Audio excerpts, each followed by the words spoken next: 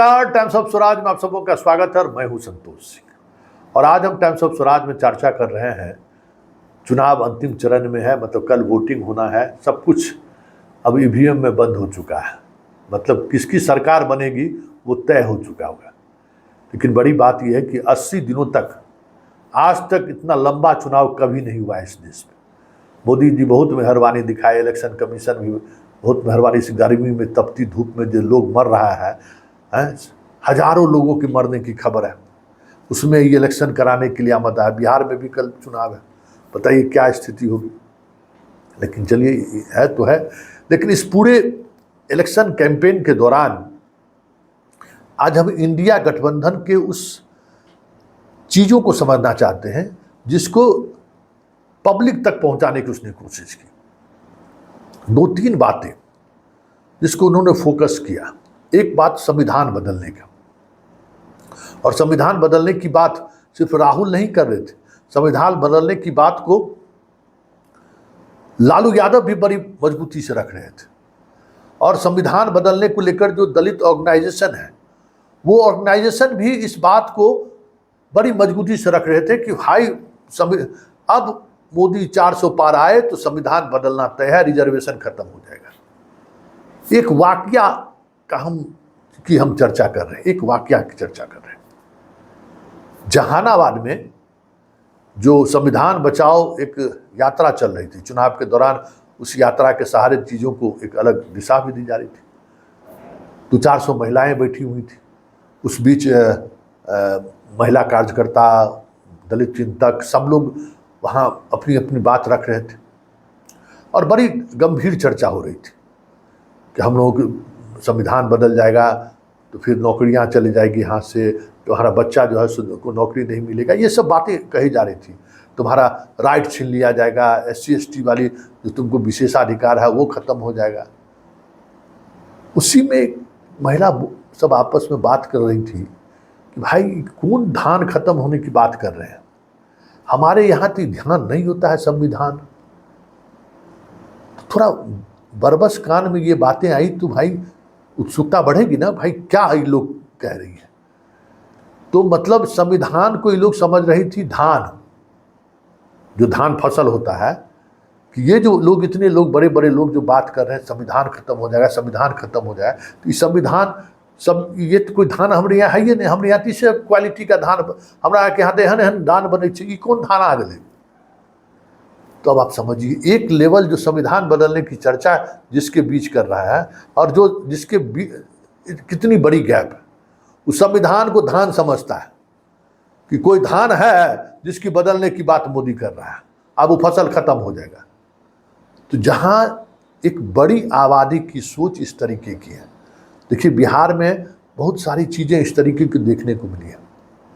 बार बार हम कहते हैं कि जो नैरेटिव आपको मंच पर आप बनाने की कोशिश कर रहे हैं, देखिए अब तो मेरा अनुभव ये हो गया एकदम टू द फ्रैंक कि मोदी मंगलसूत्र,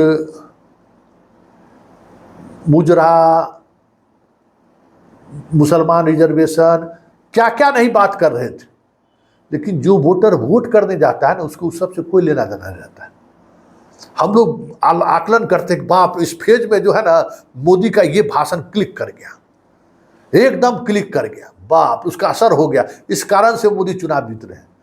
वो हमको लगता है कि जो शहरी मतदाता है ना, उस पर जो असर पड़ जाता होगा, हिंदू मुसलमान, भारत पाकिस्तान, मुसलमान को रिजर्वेशन दे दिया, पिछड़ी जाति को ले लिया, लेकिन जो वोटर वोट करने जाता है बूथ पर सुबह सुबह, चाहे वो महिला हो या पुरुष हो, महिलाएं सबसे ज़्यादा, बिहार में तो 10 से 12% पुरुष से ज़्यादा वोट की है महिला अभी तक।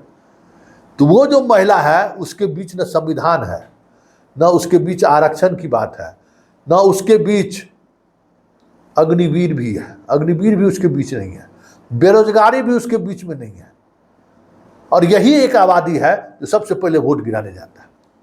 अब आप समझ लीजिए इस डेमोक्रेसी का मतलब क्या है, इसको किस तरीके से इन चीज़ों को आप देखेंगे। ये सारी चीज़ें ऐसी हैं जिस पर आप गौर करेंगे ना, तो आपको लगेगा कि जो कुछ भाषण हो रहा है ना, वो एक रंगमंच है, और रंगमंच पर अपने अपने तरीके से कलाकार लोग आ रहे हैं और अपनी बात रख रहे हैं।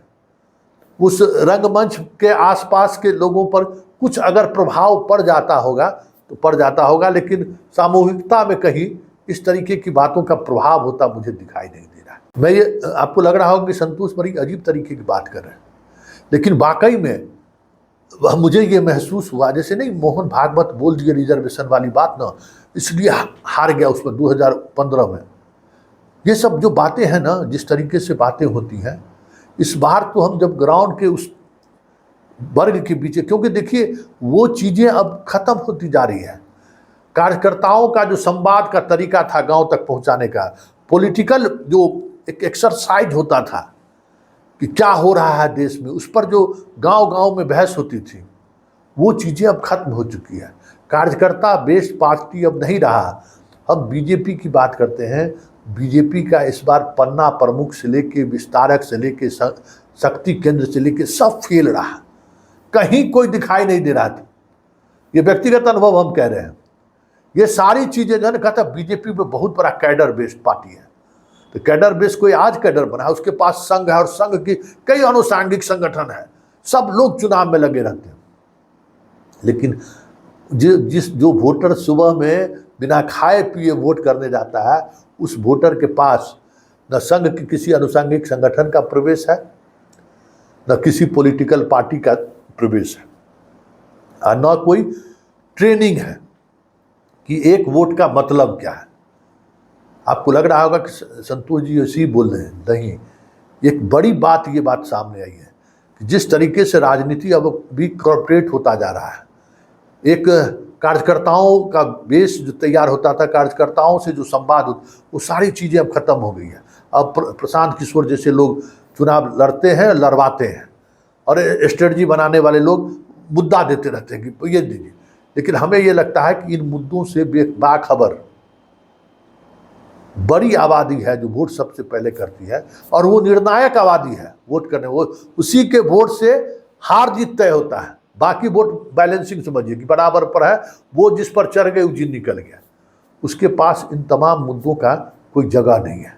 बस 2 वक्त की रोटी कैसे सहज हो, लॉ एंड ऑर्डर कैसे बेहतर हो, मतलब उसको कानून का राज का मतलब उसको एहसास होता है, कोई उसको दबंगई नहीं करे, कोई उस तरीके से नहीं, सरकार की कोई योजनाओं से उसका लाभ कैसे मिल रहा है, कोई लाभ मिल जाए तो इन चीज़ों को, बस इसके अलावा और कुछ चीज़ें फोकस्ड होते हुए मुझे दिखाई नहीं दिया। और ये आबादी किसी भी कंस्टिट्यूंसी के लिए 30 से 40% से कम नहीं है, ये आज के तारीख में भी हम आपको कह रहे हैं। और इस संविधान, मंगलसूत्र, ये सब 10-15% के ऊपर के जो लोग हैं ना, बस उन्हीं तक सिमटता हुआ हमको दिखाई दे रहा है। ऐसे में अब सोच लीजिए 2029 का परिणाम क्या होगा, जिसके भी पक्ष में जाए। लेकिन एक चीज़ साफ दिखाई दिया कि पॉलिटिकल पार्टी अब जनता से दूर होती जा रही है। पॉलिटिकल पार्टी अब के बीच वो अब तारतम्य कार्यकर्ताओं का जो एक फौज होती थी, जिन्हें ट्रेनिंग दी जाती थी पार्टी की तरफ से, कैसे जनता के बीच हम मोबिलाइज करें, वो सारी चीज़ें खत्म हो चुकी है इस प्रदेश में। और बीजेपी जैसी कैडर बेस्ड पार्टी भी अब दावे के साथ नहीं कह सकती है कि हमारे पास कार्यकर्ताओं की जो फौज है वो कितना कमिटमेंट के साथ लोगों के बीच वोट मांगने के लिए और वोटर को समझाने के लिए जा रहा है।